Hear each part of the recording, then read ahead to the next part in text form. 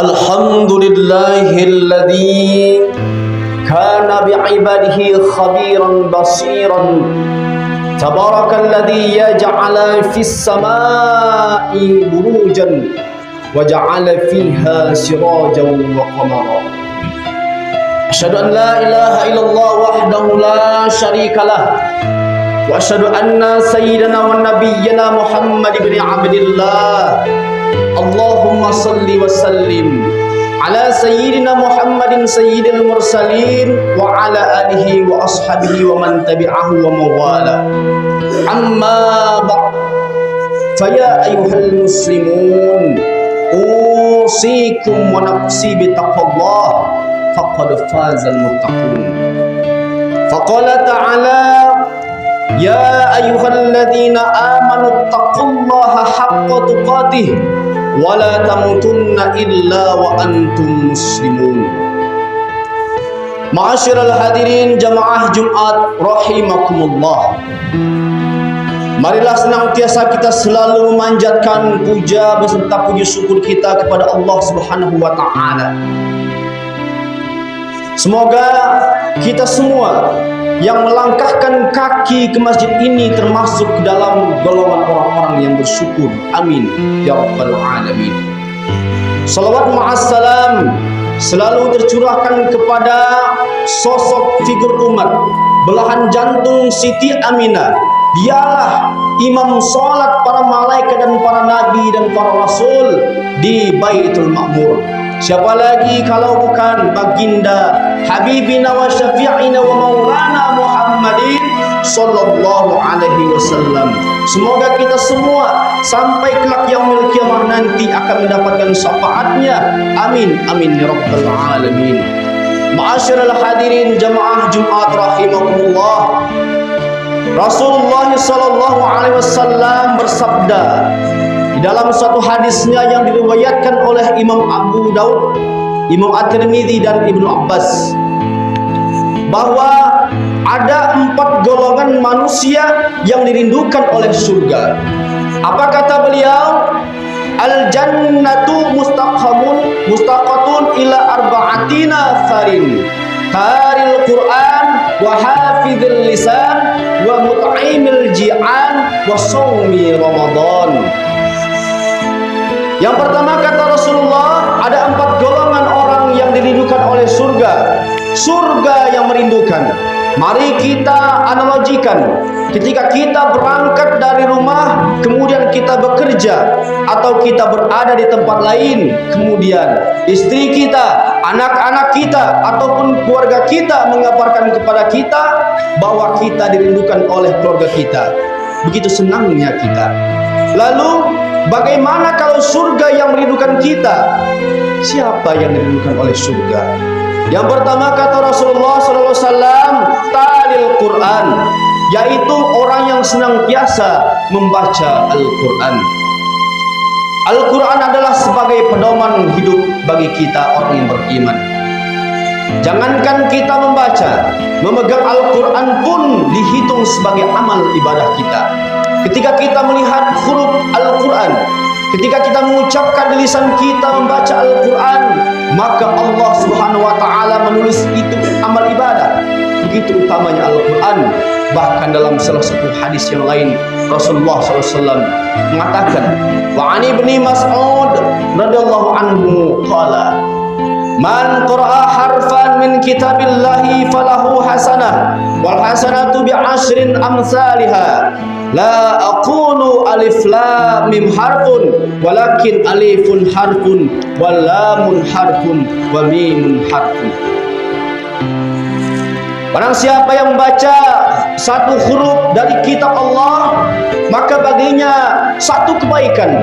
Wal hasanatu bi asyrin amsalha, dan satu kebaikan itu Allah lipat gandakan menjadi 10 kebaikan. Siapa orang yang membaca satu huruf saja dari ayat suci Al-Quran, maka huruf itu Allah akan hitung dengan 10 kebaikan. Aku tidak berkata alif lam muharfun itu satu huruf, akan tetapi alif itu satu huruf, lam itu satu huruf, dan mim itu satu huruf. Bahkan Sayyidina Utsman menyatakan, Lau sahat qulubana lamma sabi'at minal Qur'an. Orang yang hatinya baik, hatinya lurus, benar, dia tidak akan kenyang untuk membaca Al-Quran. Dalam hadis lain Rasulullah menyatakan bahwa orang yang senantiasa membaca Al-Quran maka suatu saat akan diganti dengan 10 kebaikan. Ma'asyiral hadirin jamaah Jumat rahimakumullah. Oleh karena itu, ketika kita mengaku beriman kepada Allah, kita mengaku beriman kepada Al-Quran, maka Al-Quran senantiasa menjadi teman kita dimanapun kita berada. Jangan kita lewatkan kecuali kita membaca Al-Quran. Kemudian yang kedua, orang yang dirindukan oleh surga yaitu wahafidil lisan, orang yang menjaga lisannya dengan baik. Suatu saat Luqmanul Hakim dipanggil oleh tuannya. Kata tuannya, "Wahai Luqmanul Hakim." "Baik tuan, kesini kamu." "Ada apa tuan?" "Coba kamu ambilkan 1 ekor kambing," kata tuan. "Kemudian kau sembelih kambing itu. Kau ambil mana yang terbaik dari kambing itu." Lalu Luqmanul Hakim bersegera mencari kambing yang paling terbaik dan langsung Luqmanul Hakim sembelih kambing tersebut. Kemudian Luqmanul Hakim memberikan kepada tuannya lidahnya. Kemudian tuannya memerintahkan lagi, "Kau cari kambing itu, carilah yang paling buruk." Dan segeralah Luqmanul Hakim mencari kambing yang paling buruk dan langsung disembelih kambing itu. Dan Luqmanul Hakim memberikan kepada tuannya lidahnya. Tuannya mengatakan, "Ada apa ini?" Kata Luqmanul Hakim menjawab, "Tuan, manusia apabila ia menjaga lisannya dengan baik, maka dia akan menjadi manusia yang terbaik. Kemudian manusia apabila ia tidak menjaga lisannya dengan baik, maka dia termasuk manusia yang buruk. Baik atau tidaknya seseorang tergantung kepada lisannya.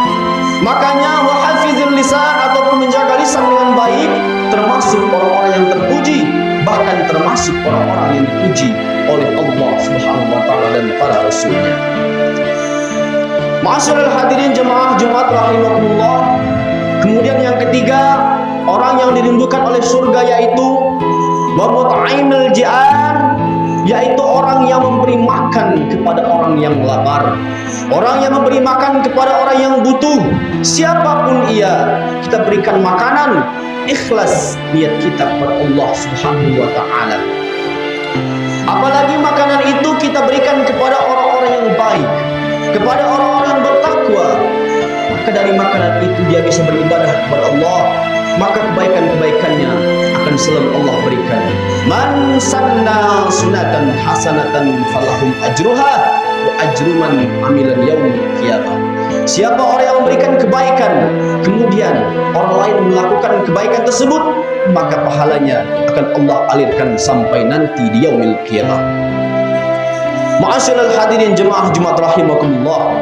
Kemudian yang keempat, orang yang dirindukan oleh surga adalah orang yang senantiasa melaksanakan ibadah saum di bulan suci Ramadan. Kita setiap tahun melaksanakan puasa di bulan suci Ramadan dengan penuh keikhlasan. Puasa Ramadan yang diwajibkan oleh Allah Subhanahu wa taala. Tetapi keagungan dari kita melaksanakan puasa di bulan suci Ramadan termasuk orang-orang yang dirindukan oleh surga. Jadi ada 4 golongan manusia yang sangat dirindukan oleh surga. Yang pertama yaitu orang yang senantiasa membaca Al-Quran. Yang kedua, orang yang senantiasa menjaga lisannya dengan baik. Yang ketiga, orang yang senantiasa memberi makan kepada orang yang lapar, kepada orang yang butuh.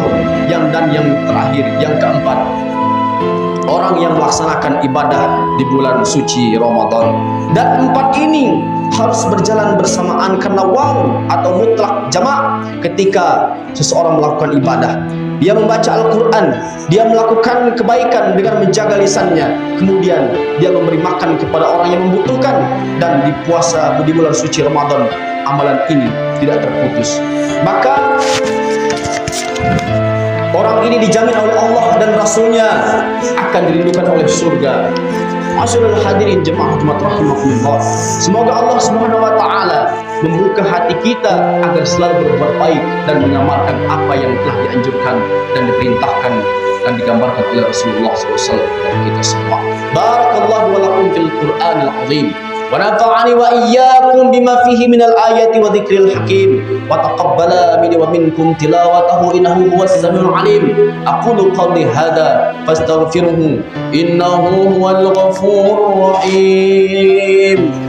اللهم صل على سيدنا محمد وعلى آل سيدنا محمد